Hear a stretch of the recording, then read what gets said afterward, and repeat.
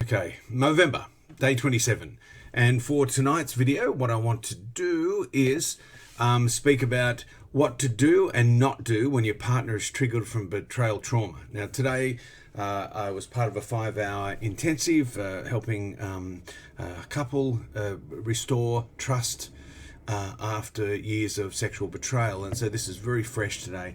And I'll keep it simple. There's 3 things to do and 3 things not to do that just really help with a partner. Now, there's a lot of good literature on betrayal trauma, and in one of the earlier videos, as a response to a comment, I put all of the ones that I sort of use into one of the videos on betrayal trauma, and you will find earlier in this MOvember series an AVR and other things to help with betrayal trauma. But this one is a real tip to guys who are addicts in recovery of what to do and what not to do in how to help a heal, and it does refer back to those AVRs. So why this is important is that if we look at a sort of a model of the brain, and as it fits into the head, what will happen in betrayal trauma, partners move from their frontal cortex and executive thinking into their limbic system, which is there to keep us safe. It's to fight, flight, freeze, or fawn our way to safety.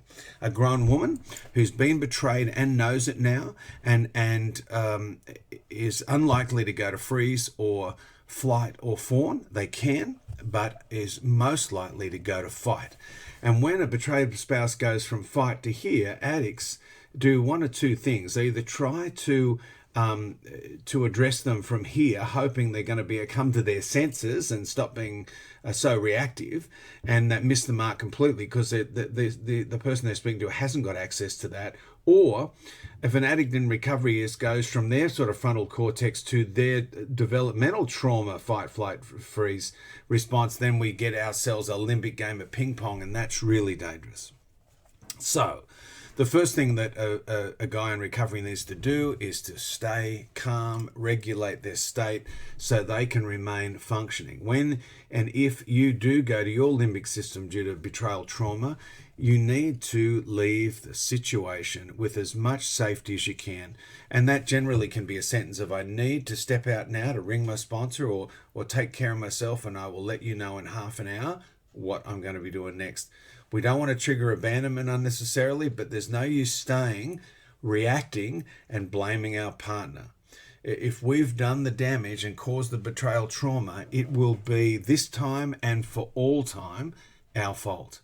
And we need to take responsibility for it always, and that's what the AVR material is about at the end. So let me take you through a few things. The first thing you don't want to do is defend yourself. And the probably the most common form of defense is, well, I'm sober now, I didn't do it, or I didn't do what you just think I just did. Or I did it, but it wasn't as bad as it was in the past. If we're defending ourselves, our partner will simply just remain in this state of fear from their limbic system. They're going to come from fight.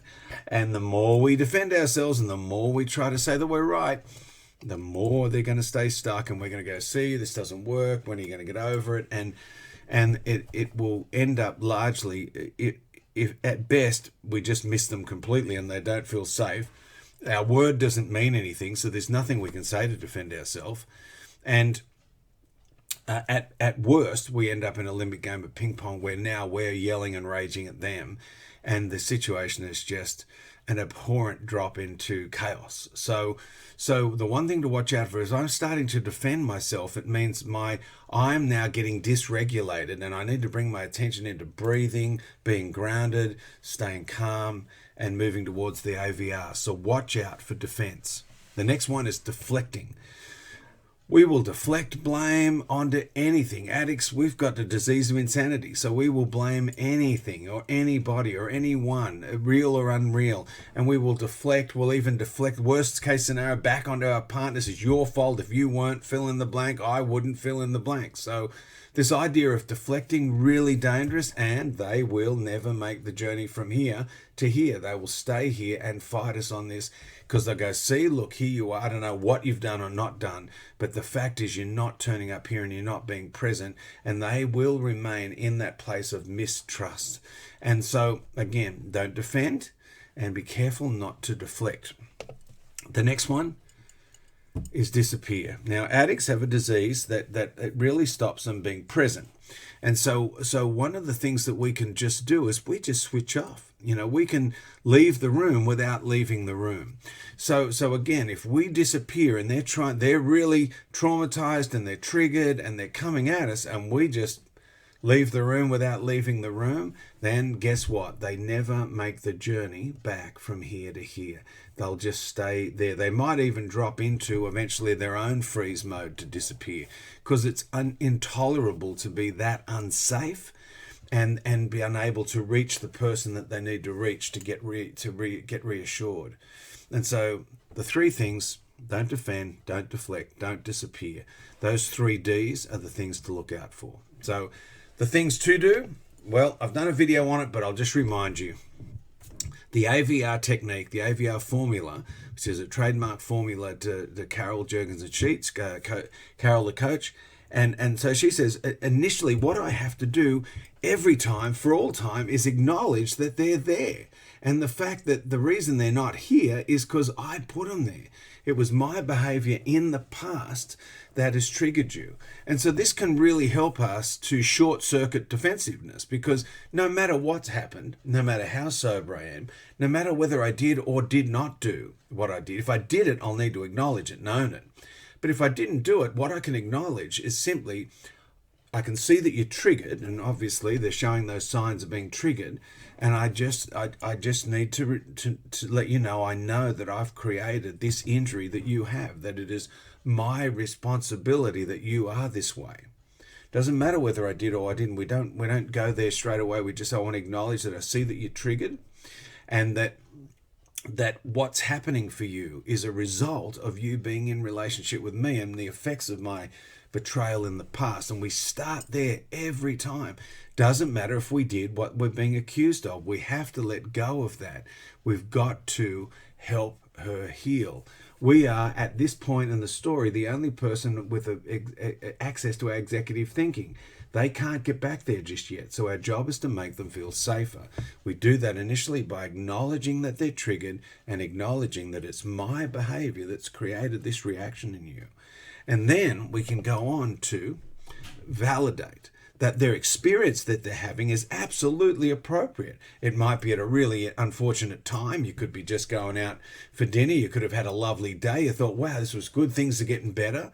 The most common mistake I hear this described as is that we took a step backwards. And my thing with this is it's never a step back if our partner is triggered into betrayal trauma. It is always a step forward, because it's an opportunity to help them feel safe and continue to make this journey back out to their executive thinking, which is going to change the way that the relationship functions. So we acknowledge that the way they are right now is absolutely due to my behavior in the past and my addiction, that they didn't deserve it, didn't create it, but we've got to help them heal it. And then the next thing is that I need to validate that all these feelings, this reactiveness, no matter what they're saying, is actually on me. It's my fault this is happening. Now, once we can do an A and a V, then we can go to the next step, which is reassure. Now, at this point, our partner has more of a chance to get from here to here, because we've acknowledged that they're triggered, acknowledged that the fact that trigger exists is mine, on me, that I validate all the feelings that you're having in your reactiveness is appropriate because of my behavior in the past. Now I can go to reassurance. I can reassure them I'm in recovery. I can ask, is there anything I can do to help you feel safe right now? Do we need to activate one of their bottom line boundaries where do you need to look at my phone, my emails? Do you want to talk about what just happened? And because sometimes it can be a stop at the lights and you're looking to see if you can turn right, but there's a woman on the sidewalk your partner sees, and then they get really triggered. We mightn't have saw that person, but we can at least acknowledge that must be a really triggering situation that, yeah, I can reassure you on this occasion I didn't see that, but I can absolutely see how that would happen, because in the past, due to what I've told you about my disease, I need to acknowledge I've created that and done that in the past. If we can just get that it doesn't matter whether we just did it, we still have to pay our due because we did it once and they're injured. Now, I know the fear is here, well, what if they never get well? But one thing's for sure, if you deflect, defend, or disappear, they're definitely not going to get well from the injury that we gave them.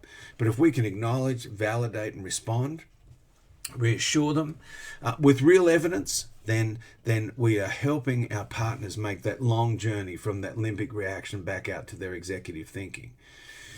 Now, the one disclaimer I say here is don't master this technique if you're just going to do it to gaslight your partner because you're still acting out, because that is an act of sinisterness. That it's one thing to really ruin their sense of humanity and dignity and safety as a result of when we're in our addiction, but to pretend to be in recovery and do it, that's the greatest harm of all. So a lot of that last part of that, the deflect, defend, and disappear, certainly from the work I've done with my clients that I find really useful. The last part is the AVR Formula from Carol Jurgensen Sheets and Alan Katz, which is available in this book, and it's a great book to get if you're in a relationship with and you're in recovery from sex and love addiction. And I would say even I remember getting a gambling addict once to get this book because the betrayal was so deep over such a long time that any addictions could learn from some of the tools in this book, but it is written for, as it says, an empathy workbook for sex addicts to help their partners heal. So I hope that's been helpful. It's Saturday night here and I'm going to go up and help the kids get to bed. It's been a long day. We're coming to the close of MOvember. I've got 3 more videos left. I don't know what they're going to be. I think one might be on Pia Melody's model. I like to do that for nostalgia, and maybe the addictive system and cycle. I'm not sure. Maybe love and avoidance addiction, but we'll work it out as we go along. Be gentle with your heart. I really look forward to seeing you in tomorrow's video.